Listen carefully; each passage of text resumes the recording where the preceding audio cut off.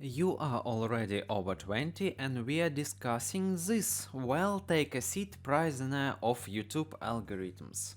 I will try to say what other reviewers won't touch. And of course, without particles to the head, you won't escape from me. I forgot what the four parts of Toy Story were about. Once I went to the cinema only for the first one and watched recaps of the three. The astronaut toy declares that its main goal, and you toys stick to it too, please, is to bring a child happiness. In the trailer, with this slogan, he inspires everyone to trash some kind of tent camp. I am even at a loss of guesses for what goal they have such an operation. I'll assume that the child went to a camp in the forest with a tablet. If the task is to smash the tablet, then taking an army of astronauts with them is somewhat excessive, and it's unlikely that everything is that simple. I'm even a little intrigued. Where they are going to turn the plot branch at all if the conflict is based on the desire to destroy electronics while not being caught. Well, oh well.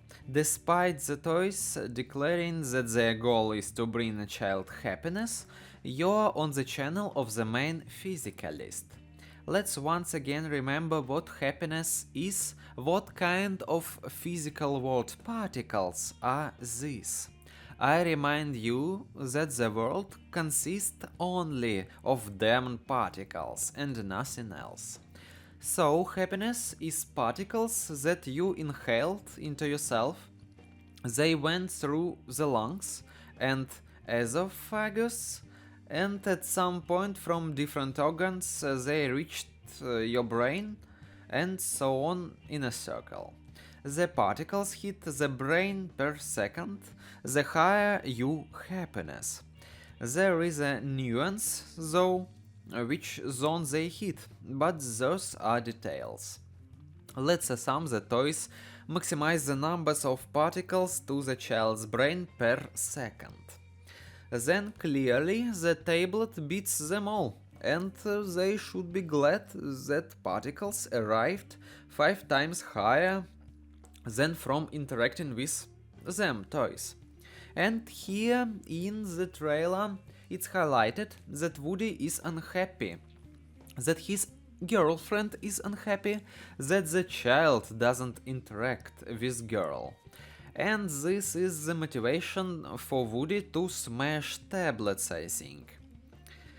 Here a terrible brain twist happens, generating false beliefs that beings without an elaborate structure of particle vacuum from the air and self-renewal of organelles are capable of experiencing a lack of particles in the brain, when the brain doesn't even exist in toys. But toys don't have a brain, yet they act as if they even have adrenal glands. And judging by the fact that Woody's girlfriend adds that the child will interact with her less, the adrenal glands secrete few particles into the absent brain. Woody decides to do something there with a poncho. As I say, if you drink Coca-Cola, your life will not be the same. And whatever you drink, you need associations that will stop you from drinking or a bad experience afterwards. A modern child won't drop a tablet for toys because both the tablet and the toys are used as tools for the goal of farming as many particles to the head as possible in second, in the absence of a better source in availability. People often don't understand what happiness is them particles to the head and nothing else. Quantity per second more happens more. Quantity per second less means depression and absence of happiness. In the cartoon, substitution occurs where happiness is something else. And why does this happen? Because we have religion, and in religion there is concept of soul, and the soul is not particles, but who knows what, to which the intuition about the totality of a human experience is attached, and it is not tied to matter, but is capable of generating expectation that such an entity will rejoice like a human, and particles might not even figure in such joy.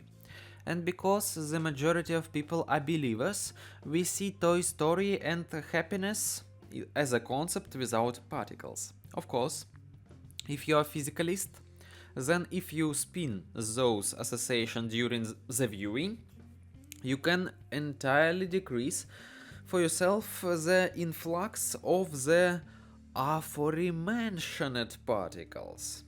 Can one forget about this for a while? I'm not sure, but probably if you take some popular drinks, but I haven't tried them. For the task of pushing particles, are there still any advantages for toys compared to the tablet? There must be a goal for which toys will beat the tablet. And yes, there are such goals. And if I saw such associations in the cartoon, I would be filled with admiration, but they won't be there. Although maybe they will be in other words distantly. This task is to produce content on a fixed them, actively reconfiguring details in the process to meet the standards of this goal, otherwise speaking, writing high quality scripts of making a reliable plan without ChatGPT, or even simpler, fantasizing with optimization. This is the skill that a tablet kills, and toys, on the contrary, not. Why do I think so? Firstly, the lack of flying particles into the head from the toys works for the task. Since you get boring looking at the same objects, toys' attention starts jumping to recent memories, which however have already anchored themselves to the objects you hold in front of you, the toys. The child starts making up events related of these toys, and he can't invent anything except what already happened in the past. What generates the so-called playing out of role models.